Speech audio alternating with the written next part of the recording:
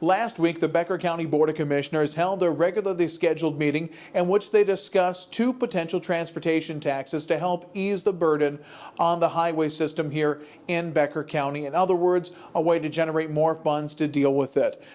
And they decided at least on one of them, a potential $10 wheelage tax, something over 24 counties in the state of Minnesota have approved, including other counties like Wilkin, Clay, and Clearwater County right here in the Lakes area. They decided that was not an option they wanted to go with. It would have generated over $300,000 a year for Becker County to use in its transportation needs, whatever that would be as far as projects related to infrastructure, not building type projects, but road type projects. The other option, the one the Becker County Board of Commissioners seems to be favoring and really seems to be looking into, as a local option sales tax. The state legislature allowed counties outside of the metro to possibly go up to a half-cent local option sales tax in order to deal with transportation needs. The county so far has indicated they might be looking at something less than a half-cent sales tax. I think this is a mistake. I think the local option sales tax is a more regressive tax than the wheelage tax. But frankly, I question whether we need either tax. However, I think the wheelage tax would be the lesser of two evils. Just this year, Becker County is going to receive another $261,000 in local government aid for the county. Not only that, the county has also been able to increase the DMV fees, which when you go to renew your driver's license, by $3. It won't bring in a lot of money, but about $20,000.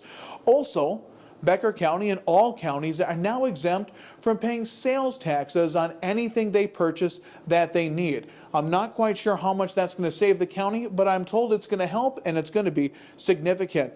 And with the new health care law coming into effect, the county should see a savings due to the fact that there could be up to a 75% health care reimbursement for Becker County. All these things together, I think, could equal close to the $600,000 Becker County is spending right now. And I don't believe we would need a local option sales tax to, in other words, deal with our road problems. Now, they say we will at the county level, but I really don't think this is a smart way to go. I think it's a regressive tax against all the seniors that are retired that live in places like Ekimon and other senior living facilities that don't drive, yet they're going to pay extra for the road. The wheelage tax to me would have at least been like a user fee. If you drive, you're going to pay this little bit of extra.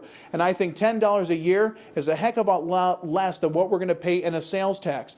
The argument with the sales tax, people from Fargo, Moorhead, and outside the area will pay it.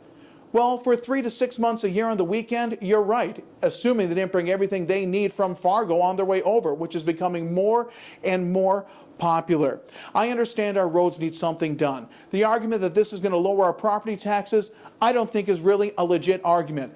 At the last county board meeting where they discussed this possible wheelage tax or sales tax, they're already talking about taking some of that $600,000 they spend now, replacing it with one of these taxes, most likely the sales tax, then moving that $600,000 someplace else to help out with another project. If that happens, your property taxes are not going to go down. Now, the county's capped at 1.77% increase, and if they do that, it's another $300,000+.